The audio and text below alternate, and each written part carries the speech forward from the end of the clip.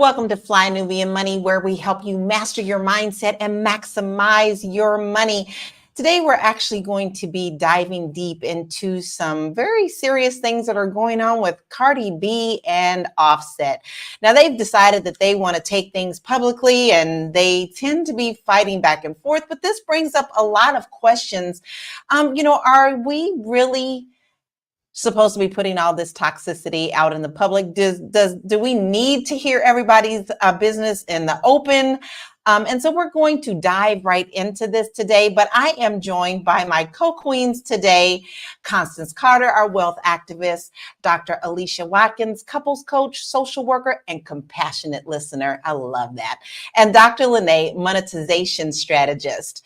So ladies, we are actually going to be diving in pretty deep. We're definitely going to get a lot of comments from Dr. Alicia, who can help us with this, but can marrying the wrong person really cost you everything? And what are some lessons that we can take forward on divorce and co-parenting? So we would love to hear what our viewership family would have to say as well. Go ahead and put them in there. You know, we love to talk to you and we talk back. So go ahead and put your comments in, because we would love to hear what you've got to say. Let's start off with the actual videos that caused all of this with Cardi B and Offset.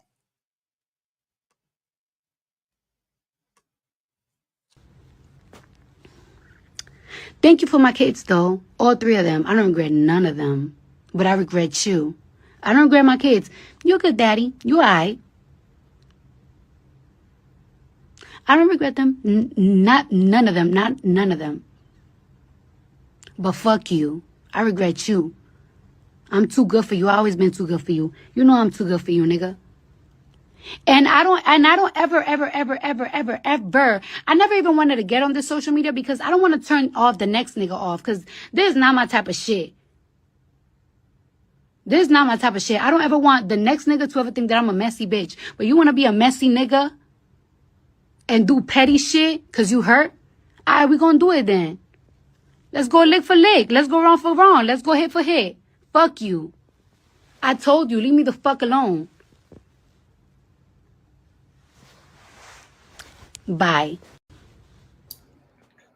When a woman's fed up, na na na na na, there ain't nothing you can do about it. But you can feel her energy. I think at some point, all of us in our lives, I'm going to speak for myself. Okay. And if I'm wrong, you ladies just say not me or whatever, but I can speak for myself in getting to that point in a relationship before I was married, and really aching and really hurting deep inside.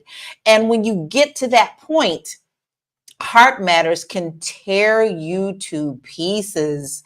And if you don't handle that shit up front, it will hound you for years. And even though I don't like the way she's presenting her feelings, that's her right to present them her way. That's not one that I would do, but this is her right to present them. I can feel her pain. I literally want to cry, because you can tell she's really gone through it with this man. And don't forget, guys, she just had a baby, and this is their third child. And she just put out photos of them at the hospital with them hugging and kissing. So that's just like 2 weeks ago. So Dr. Alicia, do you feel that you should take this? She's really hurting. This can probably backfire as well. And nothing is ever gotten off of social media. People screenshot it, no matter if you delete it or not.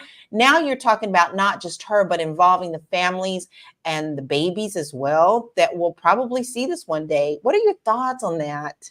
Yeah, I mean, this breakup has been in the works for quite some time. Every time I go on social media, it's like she filed for divorce and they're back together again. And he made this big public apology to her to come back. It's this back and forth relationship. And I just want to say, this is a public display of what a lot of us go through. A lot of people go through before they get to the point where the relationship is over. So I just want to make that point. Another thing I just want to say is, sometimes when people go through a divorce, it is not the prettiest moment in your life. Like, you say and do things that is outside of your normal character. It's like you almost lose your mind to some extent, and you look back on it and be like, who was that person that was going through a divorce just years ago? You really aren't yourself. And I think you do need to give yourself compassion and care, but it's a signal to all of us that we need a great support system when we're going through something like this, so that we don't get on social media and just talk from the gut through our mouth about how I'm on social media saying I'm not the kind of person that gets on social media and does this. It's madness, but this is normal madness that happens when an intense relationship like this falls apart. When a broken heart is speaking, Yeah. sometimes you just let it speak out loud. So I'm gonna ask our viewership, our family out there, do you think that it was a better way to handle this breakup, or should they continue to go tit for tat? But I'm gonna throw that to you, Constance. What do you feel about this? Should this be taken offline? Can't hear you. Sorry. I said, of course, the looking from a mature eye, but hard things are hard things. And my heart goes out to her because this man has continued to embarrass her. He's continued to cheat on her. He's continued just to put her in these vulnerable positions where she's looking crazy. They're breaking up, they're getting back together, they're breaking, and it's sad. I mean, we do that. Like, right, everybody plays the fool sometimes. There is no exception to the rule. We all do it. And unfortunately, they're putting it out there for people who don't give a fuck about them. And all people are doing is having opinions about what they should do and about the tea and all that stuff. And nobody even cares about what's going on, how they're hurting internally and all of that. So I feel bad because I know heartbreak is like, that's the most painful feeling that you could ever have. And so I get it. I empathize with her. I do too. My heart breaks for her. But I have to ask you, Dr. Lene, what are your thoughts on this? I mean, when you watch this, do you feel her pain in this? I feel any woman's pain that is dealing with drama from a man. So yes, I feel her pain. I think social media has ruined everything. I think, what is that? Reality TV, social media, all the things. We know way too much about people's lives. I don't care, if I'm just going to be honest with you. I just really don't care. I got my own stuff going on in my own life. And there's other things that are happening in the world, in our country, in our community, elections, whatever the case might be. And when we're looking at what somebody else has going on, it distracts us from what we have going on. But it should be their thing. It should be our thing. There's children involved. These types of things have a way of living forever. So kids will be able to grow up and come back and see these videos and how they talked and what was going on. Whichever baby it was that was in the belly that got a little squirt on his forehead and he didn't even know about it. Like, these things will come back and haunt them. But I don't think anybody should be exploiting their relationship and talking about it in this manner. The flip side to that is when you do this and then you take your man back, you look crazy. I'm not saying she will or she won't, but keep the stuff indoors behind closed doors so we don't know what's going on. Not so that we don't judge you, but so that we don't judge you. Literally, when I saw the picture of them hugging and kissing in the room, in the hospital room, I thought to myself, well, I wonder how long this is going to last, because they have been off and on so much. And I was like, oh, honey, that ain't nothing but baby love right there. That ain't nothing but baby love. That ain't even going to last 2 weeks. And here we are 2 weeks later. And at some point, I hate to say it, at some point you want to turn the channel off. I don't want to see it anymore. I can't be in your drama. I've got other things going on in my life that are dramatic, and I don't need to be in yours too. So, Linda Evans actually agrees with us. They said, you need to take this offline. You can't take it back once it's published. And Hollywood eats this stuff up. And so do a lot of people who like to be messy and also like to lose themselves in others' drama. So they're not even worrying about their own drama. So, you have to really check yourself on why you're looking at some of this stuff, because you might be avoiding what's going on in your life. But let's look at some of the comments that were put up from the videos back and forth. They literally were fighting back and forth with words on social media.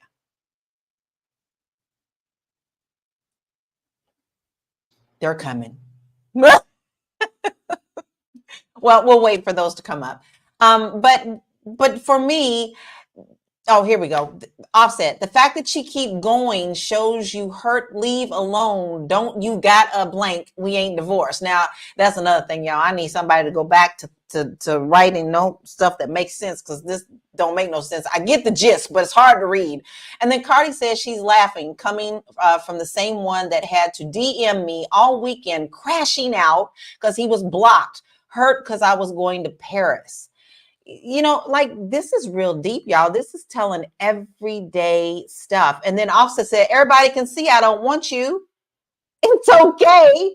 I'm not talking about this no more. Well, if that was the case, then why is he continuing this conversation online? At this point, to me, it is who can hurt each other more deeply with words. Because let's face it, Lola, you missed the best part of that comment at the very end. He said, "You my baby mama. I won." See, I can't. I can't go there with that. You know, there is no winning. There's no losing. The babies are losing. So to use your babies as a freaking weapon, I'm sorry, I can't. I can't with them. So, you know, what kind of legal battles are probably going to come up from this? Because, you know, they're going to get divorced. Who's going to get custody of the kids? Dr. Alicia, what is the daggone impact of what this is for this family? Not just the two people are fighting. This is all reminiscent of a time in my life when I used to work in family courts. I was the therapist that would work with a lot of the children who were absolutely devastated by what their parents were going through back and forth. Absolutely devastated. And let me tell you, the opposite of love is not hate. Hate and love is the same thing, on the same parallel. And when I see couples who fight with each other publicly and fight with each other in the courts, it's just back and forth hate thing. And there is something to be said about the personality development of individuals who just gets locked into each other, and they use their children. Of course, they're going to use their children, right?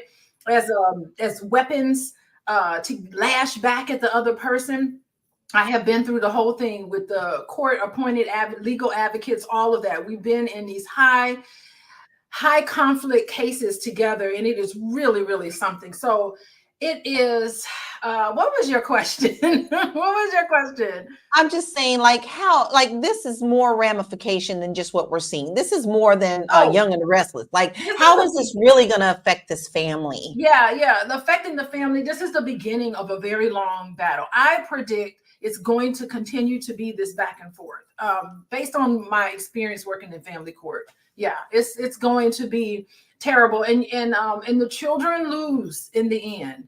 Yeah. And they develop all sorts of anxieties and worries about, I mean, you don't even want to go to graduation because you don't know if your parents are going to come and embarrass you in front of everybody. And they just want everybody, the children become more mature than even the adults, become real childish in this back and forth. It is going to be ongoing. Yeah. I believe so too, but we are nowhere near done. There's so much more to that. So we're going to take a pause and take a breath, because my emotions are, and this ain't even my relationship. My emotions are all over the place with this. So we're going to take a pause and we'll be right back.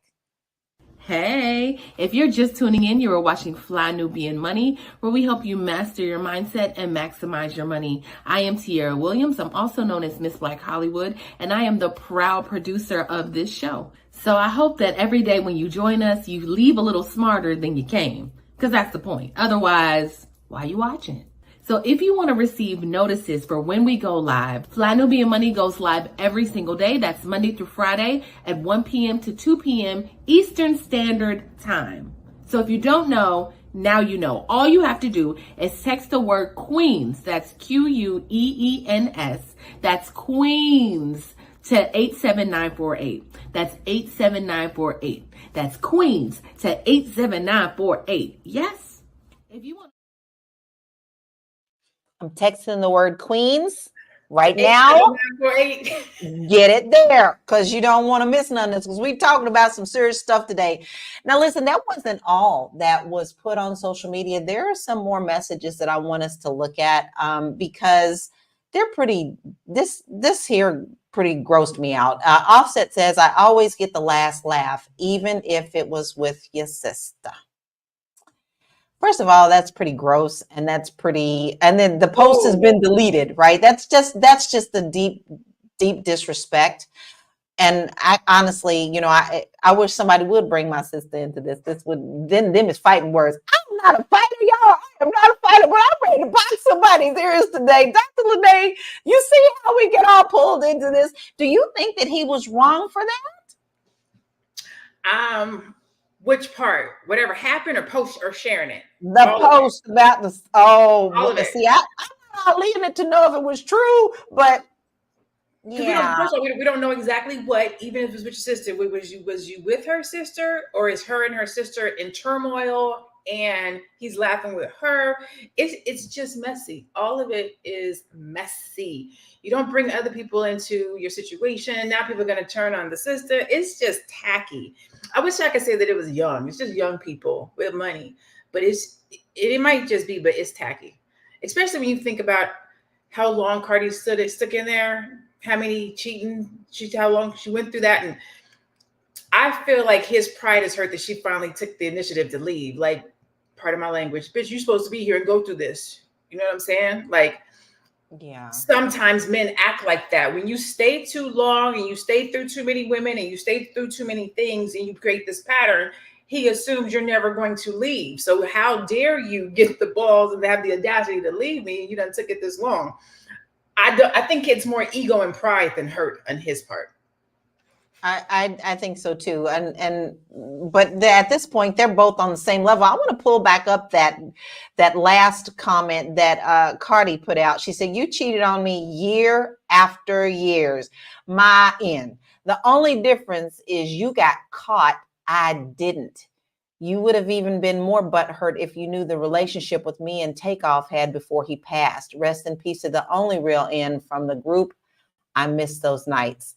Y'all, now this is too much. I mean, these poor babies are going to see this now. Kids will make, you know how kids are when they get in school ages. Well, your mama step such and such, and yeah, blah, blah, blah. This is going to be a problem.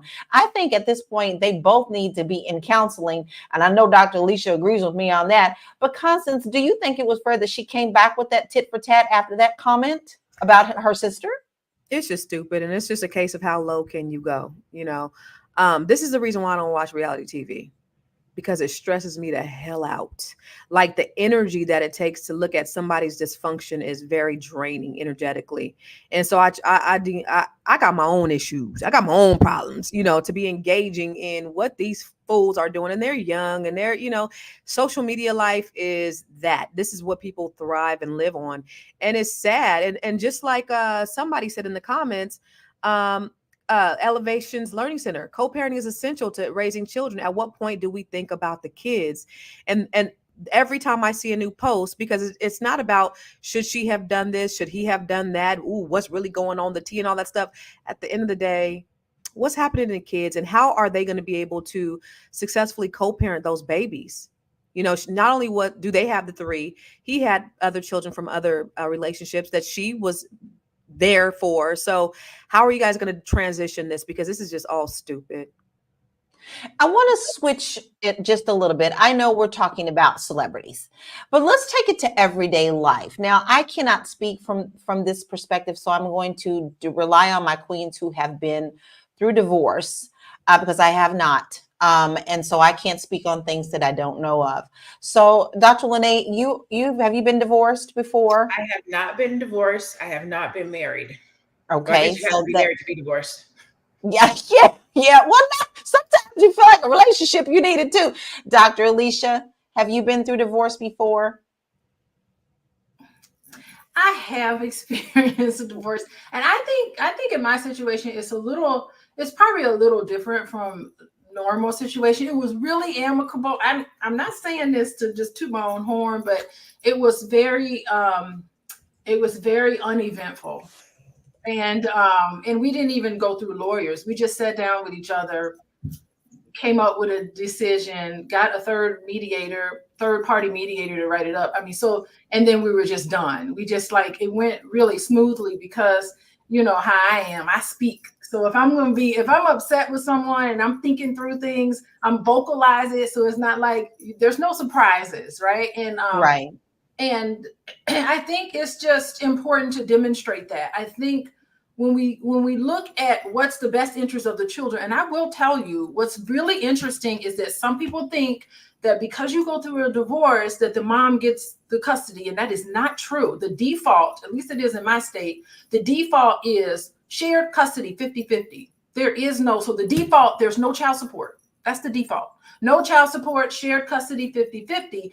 And through conversations, you make a decision as who's going to be the custodial parent and who isn't. But that is what it is. And I love the fact that courts are starting to wise up and not automatically make women the default, the moms the default protector and custody holder. They really go through a process of both having shared custody. I really love that. I think there's been some really good advocacy work on behalf of fathers in my state, where fathers have a lot of leeway and a lot of say-so with how things are shared out. Now, this is for divorces. I don't know what baby mama, baby daddy stuff looks like, but I know that I've seen some really promising things, particularly with parental alienation and other forms like that typically happen during these situations. So I really, really love that. What I'm seeing happening in more progressive states. Yeah. Yeah, I'm seeing that more and more too. I actually have several cousins who are raising their daughters, and they, as men, and they are doing very well about that. And they were very amicable. Constance, do you feel that you can have a breakup from divorce with children and manage it respectfully? I think if the two people are mature enough to do it, absolutely. But I want you guys to go to commercial because we want to tell the people to text word Queens to 87948. Well, I think we had a few more minutes before that. Okay. I thought we were behind. Okay. So yes, I think if the two people are mature enough to do it, that's the ideal, right? Because when you're done with the relationship, you're okay. People who are really done and mature enough to just go their separate ways, I think it could work. But when you have somebody who may not be mature enough and or may still want the other person, then it could cause the sort of dysfunction and the breakdown in the communication, and then the kids are affected. And you can never say the kids need to be out of it, or the kid. When you have a contentious relationship, a contentious divorce, the kids are always in it. The kids are always going to be affected by it. There's no way that you can get around it. I love that Dr. Alicia said that her and her ex-husband were amicable. I think that's dope. It's just not possible for everybody because people think about themselves, their feelings, what's going on with them, how they're moving, and they don't think about the children. And I just wish that people would love their kids more than they hate their spouse. It's totally doable, and it's in our control to do it. I want to add this. I will say this. This is my philosophy. I haven't read it anywhere. This is just what I think. And I think it applies to divorce or people who are separating. That's what I always said. When you have two people who walk away amicably, he knows this isn't working. She knows this isn't working. Nobody is bitter or hurt. Nobody feels like they lost anything. They can be cool. We don't have no problems. If a person feels like they lost something, they were bamboozled, they were betrayed, or there's some type of a negative emotion, it's going to be hell. Getting along. Me and my son's father, when we split, it was amicable. He's one of my best friends. We get along to this day. He's backed me and supported me because we both knew, like, I knew I wasn't missing out on anything. He knew that it was going to make me happy. He knew that he was messing up, or he was going to continue to mess up. And so it was cool. We were able to walk away and be cool. When you have this situation that we're looking at, she is hurt. She is hurt. She's angry. She's stuck in there. She tried to do the best that she could to have it end up like this. And then for him to poke at her on top of the pain. So this is going to be messy, and it's going to be hurtful, and it's going to be spiteful because there's so much pain attached to it. In her mind, she still feels like she lost a dude that cheated on her repeatedly, never showed her respect, and she still feels like she's lost. So that's what we're going to see play out. Well, also the fact that you're also at this point, I know they go tit for tat quite a bit, but also she's going through postpartum, y'all. Now, we didn't even talk about the fact that there are a lot of hormones flying in our bodies, and our bodies are still healing. 2 weeks, and she's already going through this. This And is a she little loves hard. him. She And loves him she also. loves him. She loves him. Now, Linda Evans says it's so sad. Both of these people are so damaging their children, creating generational curses. And I do believe in generational curses because, what we teach our children, they can carry that forward. Dr. Alicia, do you feel that there is a thing of generational curses, and how can we break them? Yeah, because children, they don't do what you say, they do what you do. They're watching you. And I will have to say, I've been watching Cardi B. She's evolved a lot in the past couple of years. I noticed that her she's covering up a little bit more. I feel like she's taking the role of motherhood really seriously. I've noticed her development from where she came from to where she is now. She's really grown a lot. So hopefully this will get her to a place where she can grow even further. And even for Offset, he made the commitment. It is tough to make a commitment. Look at the lifestyle he's in. Look at that whole world that they're in. It is really difficult to make a commitment. He tried and it failed. I don't know who's advising these individuals. Are there elders coming in and trying to, because they're such a public couple. Wouldn't it be wonderful for all of us to see a great demonstration of something healthy in public? That would be fantastic. And so what we're seeing is a demonstration of everything you do not do when you're in this situation, unfortunately. It's pretty deep, right? And so we're going to take another deep breath because we actually do have another couple that we're going to address. That is the opposite of what we are seeing with Cardi. So let's sit back, take a deep breath, and we'll be right back. You want to grow your money and not blow your money, as Constance says, check us out at flynubianmoney.com. There's all kinds of resources, programs, videos, resources. In 2024, there's no reason to be broke when there's information all around us. So get your money right. flynubianmoney.com. You better go over there and get your resources because we got a lot of good stuff for you. And I love that. Go for there right now. I love it. So before we move on, Big Mac says Cardi's a real one. I don't like her language and temper, but she is solid. And I'm saying that because you, Dr. Alicia, said that you've seen how she's evolved over the years. And I have seen that too. People think that she's a dumb chick. She's not a dumb chick. She's got really good thoughts. She speaks the way that she wants to speak. That's what she's used to, but she be spitting knowledge. And I think that surprises a lot of people, but she's human just like anybody else. We all have different experiences. And we have some pictures up of them when they were happy with one another, looking lovingly at one another. And now it's just a lot of venom. They look so cute there and they look happy, and I like happy. But sometimes things just take a turn. So let's look at another couple. How about Tia and her ex-husband, Cory? They have split and they actually are pretty amicable about it. So they both co-parent very well, and they still speak about one another when they are interviewed very lovingly. So let's look at the video of Cory talking about how he handles the divorce and the children, which I need to say before we run that tape, he actually has said publicly that he cried himself to sleep many nights after they divorced. So he still has respect. So let's check out what he's got to say. And parenting you being very involved, and obviously their mother being very involved, the co-parenting side of it and trying to make sure that you both are still in the same lane of raising your children to the best of your ability. How has it been adapting to that and continuing to do such a good job as y'all are? Everything is about the kids, their well-being, their future, and just co-parenting, you know what I'm saying? And keeping it still a family and keeping it love-based. Still keeping God first at the center of everything and just walking with love, man. That's all it's about. I wish her the best with everything, and that's unconditional for me. I love unconditional. I can't get caught up in what's going on out there, what people are saying. I just know where my heart is at, and I have to continue to move that way because I want all my blessings for me, you know, and if I succeed, she succeeds, our kids succeed, you know? So I have no room for failure or no room for no, you know, mistakes right now in my life. That's how I look at it. I love that.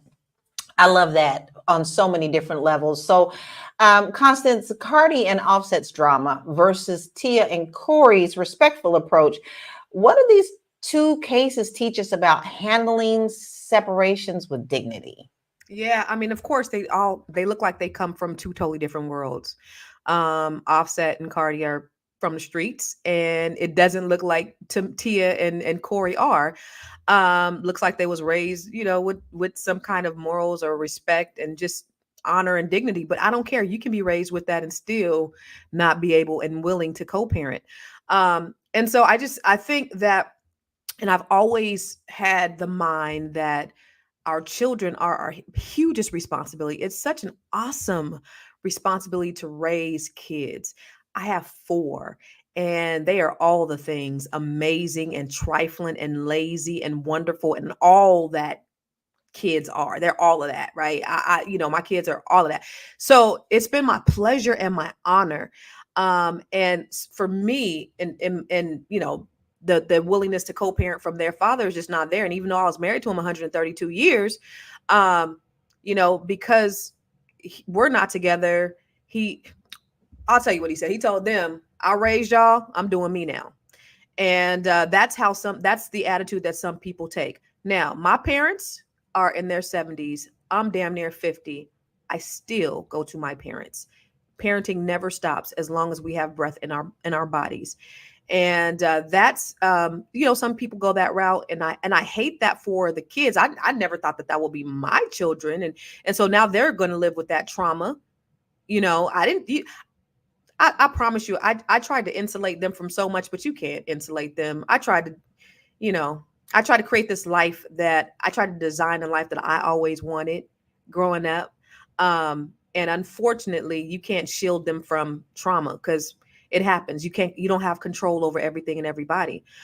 So they have to work that out. So, you know, my kids are going to therapy and they're working out their issues and, you know, how they're able to deal with the thing, because it's hard. Divorce is hard on everybody, but staying in a toxic situation is also hard. So what do you do? It's tough. You have to know when your hard line ends and where you have to pick up new beginnings. Dr. Lene, I love that you co-parent so well and you speak of your child's father so highly. Cory has shown that even in a split, parents can remain supportive of one another. And so you have talked about that as well. So obviously you show us that exes can work together to create an environment for children. But what are some of the steps that you have taken as a co-parent to make this work? What is the oil that keeps it rolling? Oh, that's a good question. I'll be really honest with you since you asked it. I probably lean in more to make it work. So my father was not around when I grew up. So it was very important to me that my son's father be involved. And so I took away a lot of the barriers that might cause him to not be. For example, when we separated, he lived around the corner from me. So he was able to get him 2 to 3 nights a week. I had him the other nights, we switched weekends. So he was able to be like really involved from a supportive standpoint. Then when I wanted to move back to Arizona, we sat down, I talked to him. I was like, hey, I need to go back home. I'm not happy in California. I want to go back to Arizona. He agreed. I was like, I promise you, you will see him. I'll bring him out. You can have summers. Like, you won't go without seeing him. He was cool. He let me come back home to Arizona.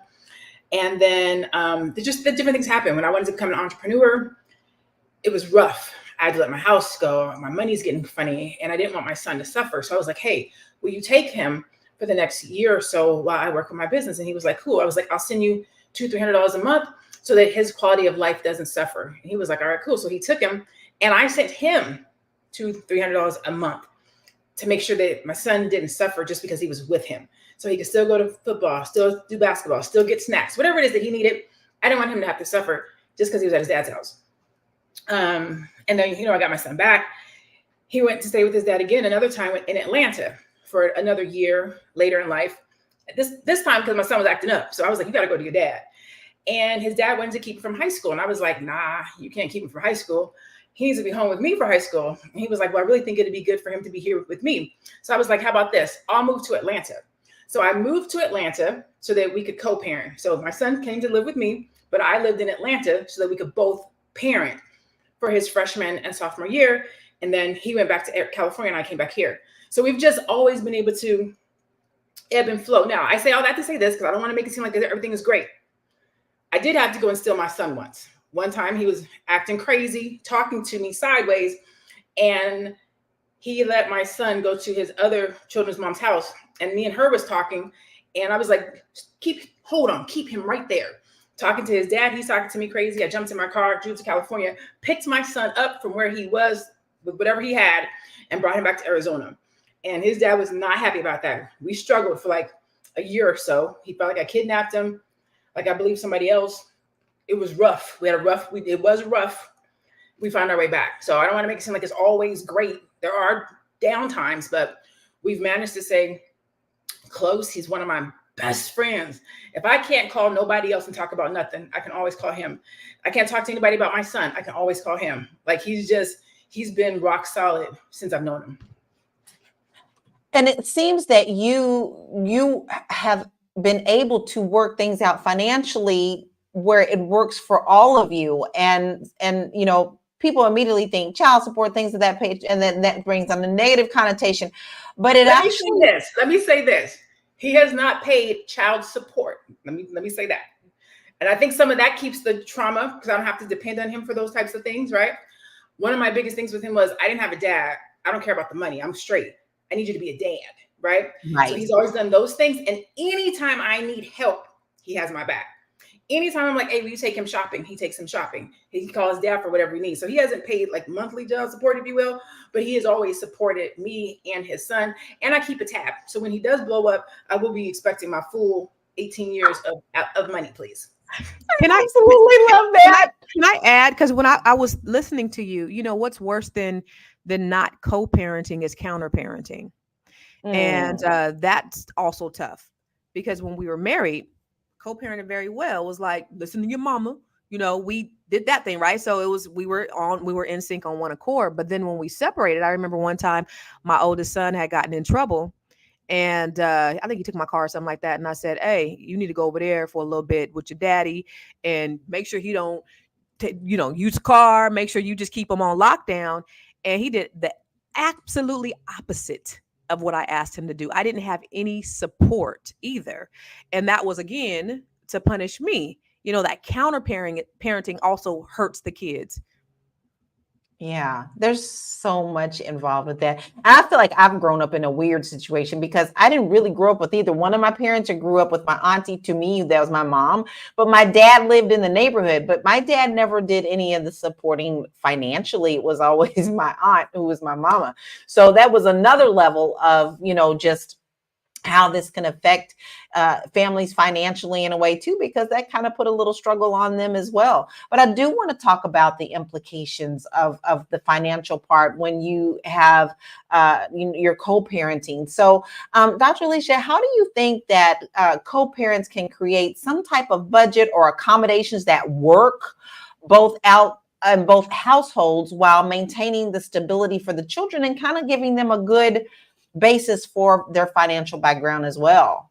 Yeah, I mean, there needs to be transparent conversations about finances. And, there's a lot that goes into it than just child support, right? It is saving for college. It is, making sure that that you talk about taxes, because when you file taxes, what do? You switch children back and forth every other year. It's visitations, which alongside of that is their finances involved. There's also health, estate planning. What happens if you're deceased? And there's a lot of planning that needs to go involved anyway when you have any sort of children involved. And even if you get married again, you need to also talk about and have, when you have a blended family situation, this is when you really need to talk about finances, because you have now you have a household that you have to maintain, but there's money potentially going out to another household. So it's all of these things that really needs to be transparent, talked about, no surprises. Everybody needs to come through the way they're supposed to come through. If not, the courts are there to help settle things out. By the way, the courts put the children first. They do not care about your story. They do not care about your excuses. They think about the child first, and then everybody else needs to get in line there. So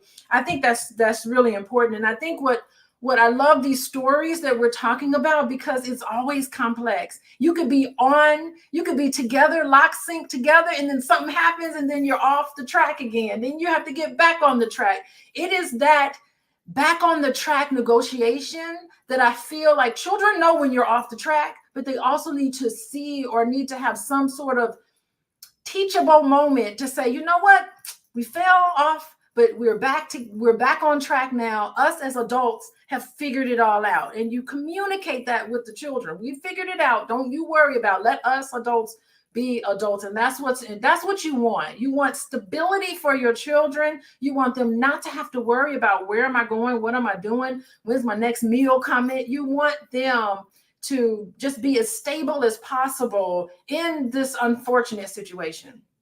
Well, I think a lot of times we forget that we aren't just one thing. We are, we're body, mind, spirit, and a lot of that connects to also what you're bringing in and your comfort. You still got to have a roof over your head and shoes on your feet. So we are very complex beings. I always like to say that we're spiritual beings having a human experience.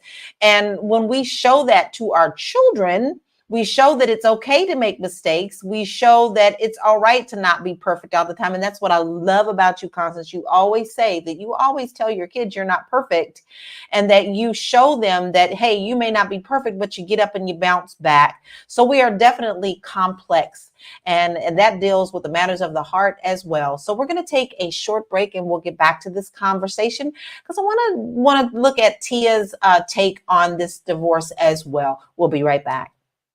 Fly Nubian Money is now on Spotify. Yes. We are on Spotify. So if you can't watch us, you can listen to us. All you have to do is search Fly Nubian Money and we will appear. All of our episodes. Make sure that you leave a 5-star rating and review so other people that come along and are looking for a good show to watch, they'll follow us too. If you are interested in being on Fly Nubian Money, sorry, I don't have any spaces.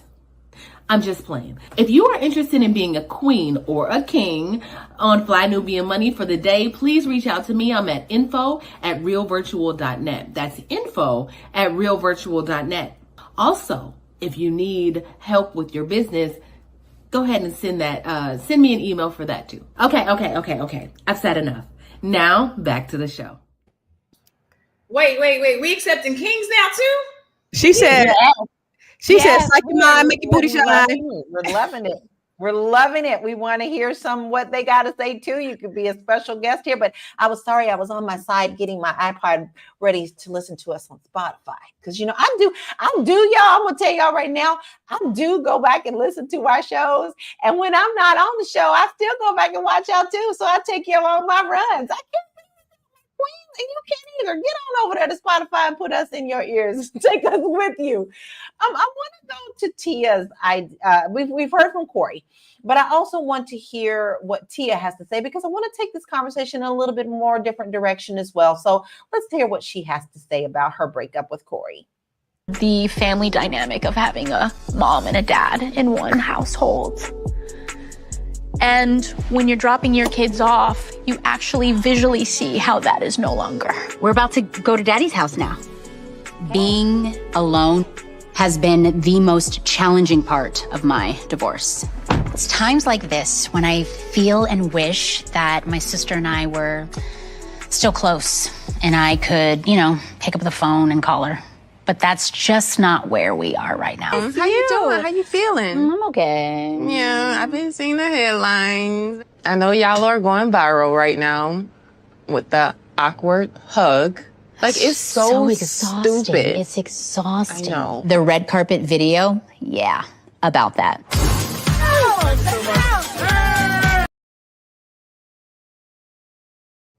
Okay, that's very interesting, and I'm actually glad she addressed that because you do have some awkward moments.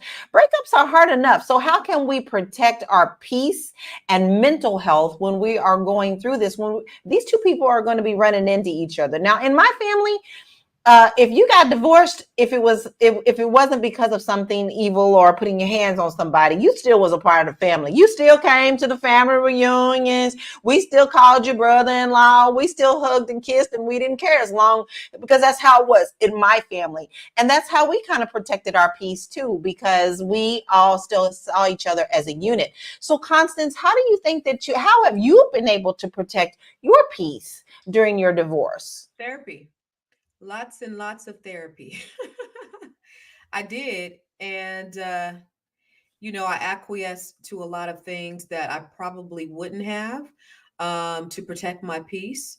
Under the advisement of my therapist, like she's like, girl, you can make it again, let it go, let it go. And so I did that. There were a lot of decisions that were made that were under my control, and I had to be able to process those things too. So yeah, you definitely got to get a neutral third party that doesn't have any interest, because oftentimes and of course we have our friends, of course, but oftentimes we will allow our friends to dictate what it is that we do and not seek the advice of somebody who actually knows better.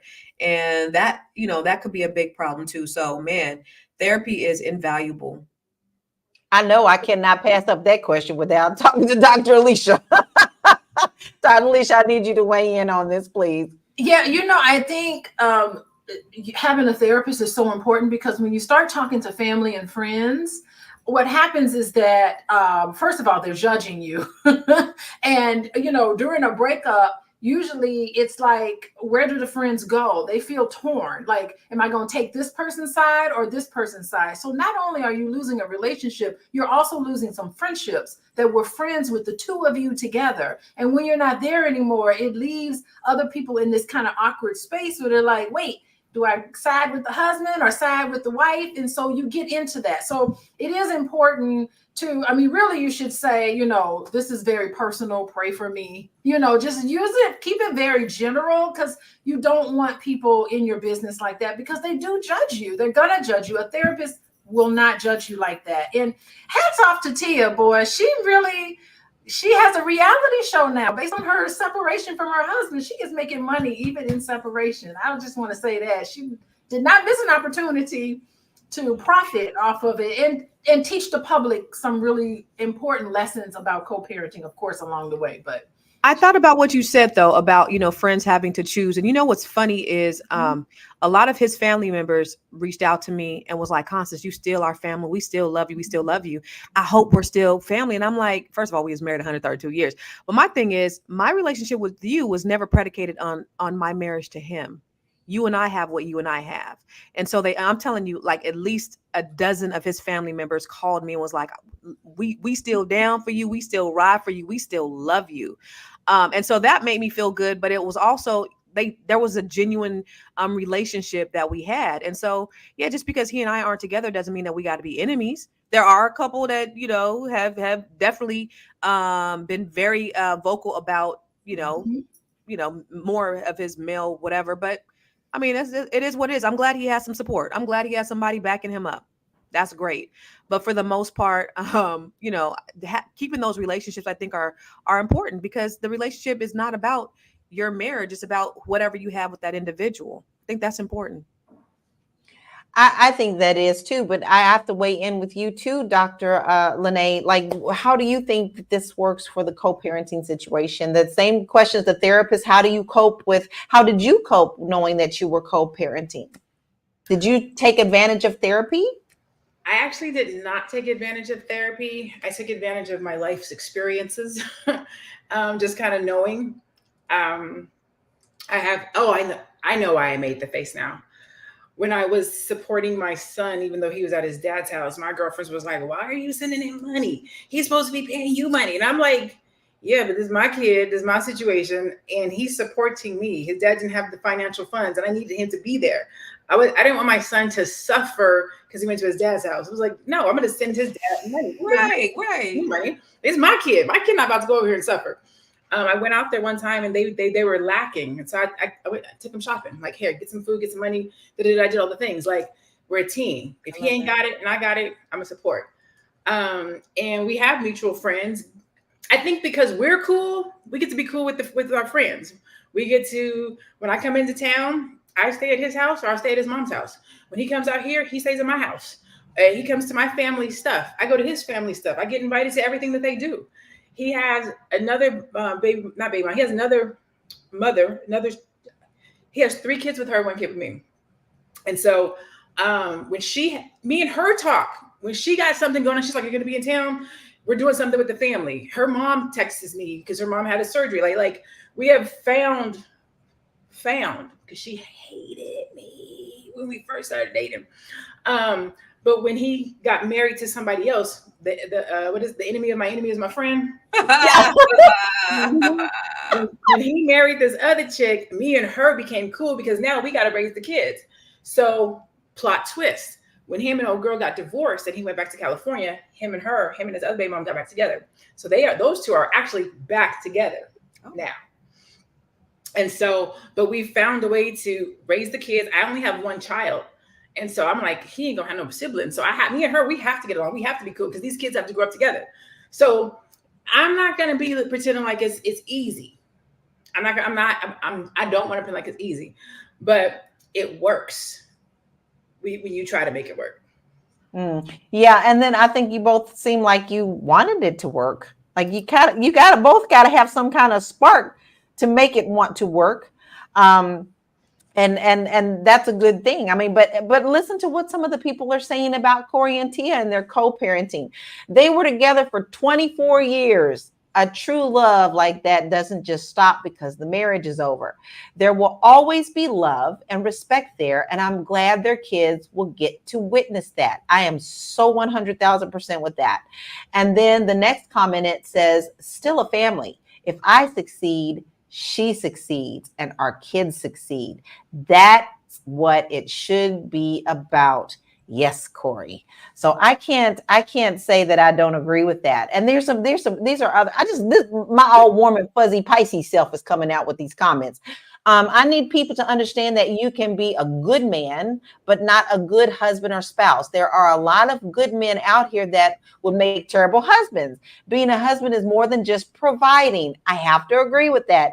And then, of course, you have someone saying Tia is crushed, but I'm admired by her strength and the fact that she knows how to put common sense over emotions. Now, listen, I did tell you guys, Cory was very honest about saying that when their divorce was going through, that he cried himself to sleep many nights. And Tia actually also came out and said she wishes that she had a little more support from her side. She's no longer as close to her sister as she was before. They're kind of going through a little, we all have professional and physical and mental growth in ourselves. So I don't think they're as close as they used to, but they're still sisters. So I think the fact that we are talking about how important it is to also have some kind of third party come in outside of the family is also a healing thing. This will also heal the situation and at least give people good coping tools to get through better situations. So I've never been in this situation. I only can tell you guys what I have seen in my family. And there's only been a couple of cases where I actually have seen it turn pretty nasty. And that was in the case of domestic abuse. But for the most part, like I said, everybody in my family is family. So Constance, I love that you said your family was like, don't break up with us, right? And because that's how it is for me. So Dr. Alicia, when in that situation, have you ever counseled more than just the people who were at the center of divorce? Have you ever counseled maybe ex-mother-in-laws and ex-father-in-laws? Has it ever gone that deep for you? And do you advise that type of therapy? Family therapy. Yeah, I think you do have to maintain some boundaries, right? You have to decide what emotional boundaries, psychological boundaries, physical boundaries. I mean, there are boundaries there because eventually you're going to move on to someone else, right? And so you want to put yourself in a position where you are available, potentially when you're at that point and you're ready, where you're available if it happens to have a new relationship with someone else, if you want to pursue that. So you want to have, but whether you do or you don't, you do want to have great boundaries there about communication. Like when you're talking to an ex, and you don't want to reminisce about old days. Remember old days when we went on that big vacation together? I mean, sharing stories like that, that's not necessarily appropriate, especially if you've moved on. You have to really move on and just make it friendly. Have conversations that have to do with the children, and I mean, you can catch up with each other, but, just make sure that it's very comfortable for everybody involved. And I think that's important. I also want to say something about visitations. Visitations are really, really stressful for a lot of people. Like the child is transported from one place to another, from one household to another. It is very stressful for children to have to go from one household where the rules may be more laxed, the rules may be different, and then to another household where it's more strict, and not getting caught into that. Ideally, you would want both households to talk to each other and have similar rules, but you don't always get that. So you have to be able to respect the other partner's rules in their household, because you don't live with them anymore. You can't tell them what to do. As long as the children are safe, you're fine. But that can be contentious. That the drop off, the pickups, the packing, all of that can be very stressful for children. So you have to keep that in mind, how you're going to get them to debrief when they're in your household, from going from one situation to another, because personalities and stuff are just different with parents. So you have to keep that in mind. And, Tia did address that in her Essence interview. We didn't show that part of the clip, but she did address that, it is pretty stressful when she wasn't expecting it to be that stressful when she's dropping off her little girl. And they actually showed her, saying, come on, we're going to daddy's house now. And so that was something that she also had to contend with. And even though they're doing it amicably, it's still emotional when you have to drop your child off.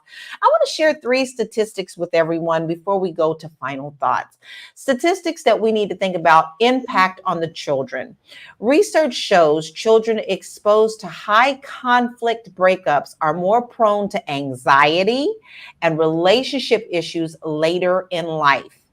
And let's look at the statistic about social media and relationships.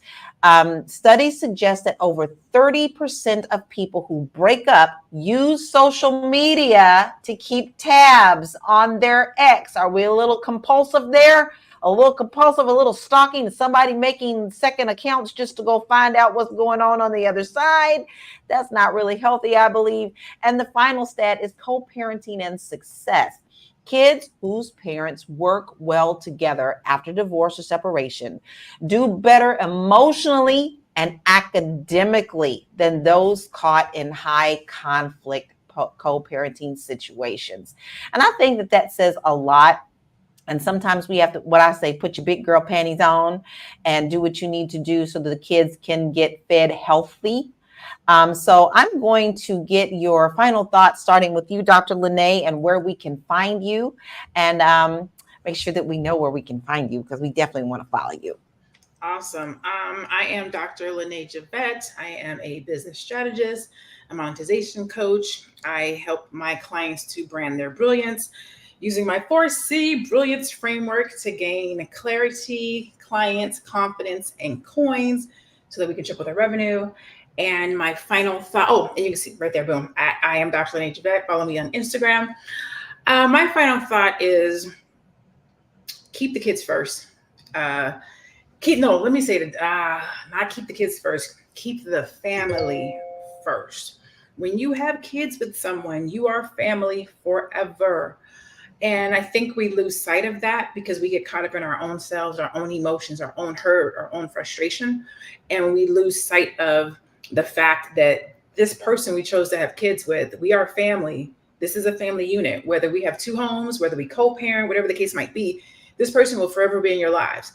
After the child turns 18, there's no more parental responsibility, but this child still has to marry. This child will have kids. You will grandparent with this person. This person is your family. So how you talk to them, how you treat them dictates what life will be like forevermore. I agree. I think that's great advice. Make sure that you please follow Dr. Lene. She's got a lot of great things for you. Constance, what are your final thoughts and where can we find you? So, those stats that you just spoke were, it made me sad because, my kids actually suffer from anxiety. My kids actually suffer from, issues with regards to, a contentious situation. And I feel terrible. And, there's nothing more in the world that I wanted, but to be able to co-parent and provide that sanctuary for my children. And it just didn't work. So for me, it sucks because my parents and I was hoping that we could have created the same type of thing for my children. And the fact that, we have this great village with my parents. And so unfortunately, my kids have had to suffer. And, the thing about it is because we had that contentious situation, the good thing out of that is that my kids really cling to their grandparents. Like especially my boys, my youngest two boys, they love my dad. They really, they really cling to him. And so they're looking for some type of male bonding that I think that they're missing out on, which is unfortunate. The thing about it too, though, is that third party is important.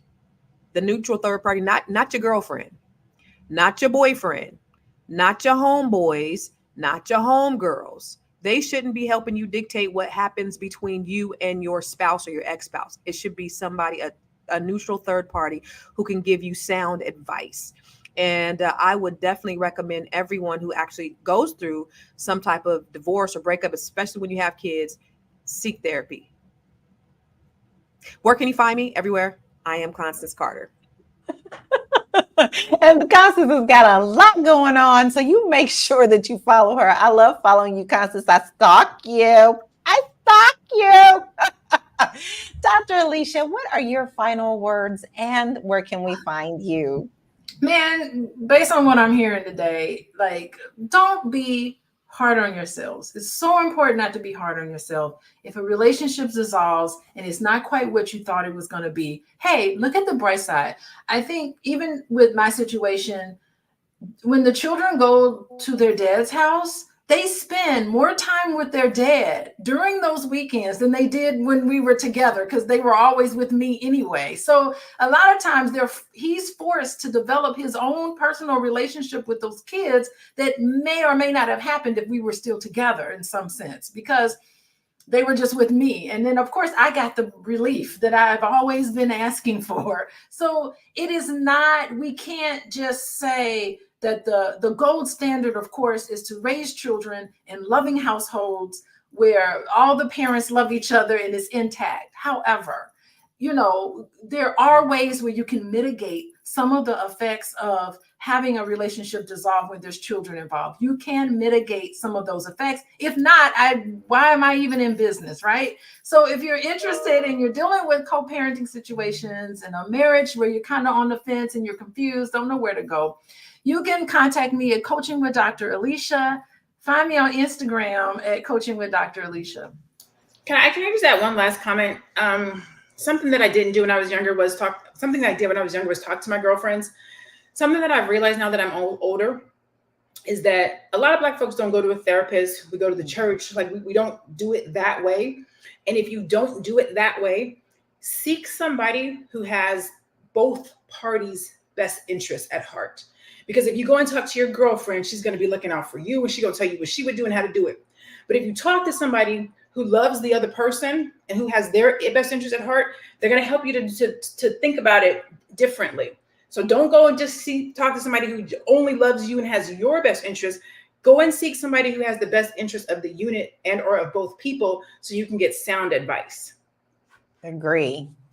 And my final thoughts is this: although I have never been through divorce myself or raised co-parenting, I have seen it in my family, and we've all been very supportive of both sides. And a lot of the times I'm going to put this perspective into the people who are around those who are going through it. If you see things that are just not healthy, please encourage them to get healthy, because it's not just the people who are at each other's throats or trying to co-parent and struggling that are at stake. It is our children. It is our family units. It's what we put in front of our kids that helps them to grow up to be healthy and wise and comfortable, because children need a comfort spot. So we want to make sure that they can still be kids.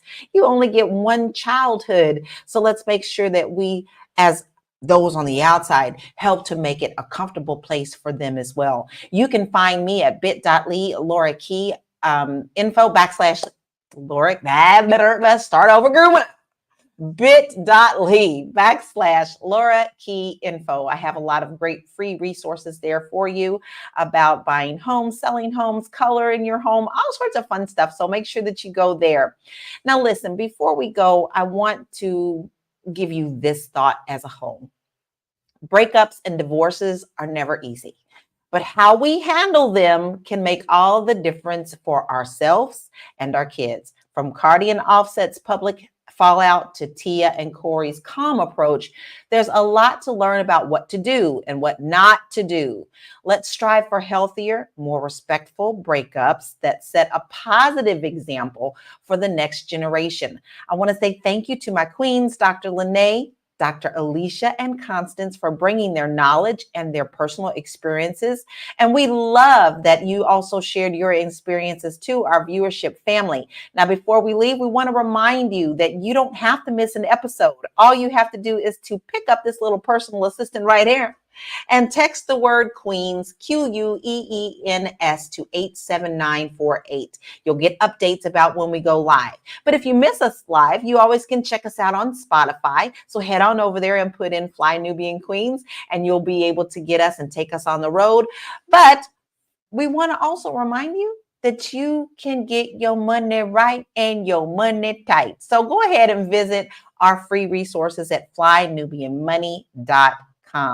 That is what we have for you today. We hope that we've given you some nuggets and some ideas that maybe if you're experiencing this in your life, that you have some new tools to take. And we will see you tomorrow at 1 p.m. Bye, Queens. Love you.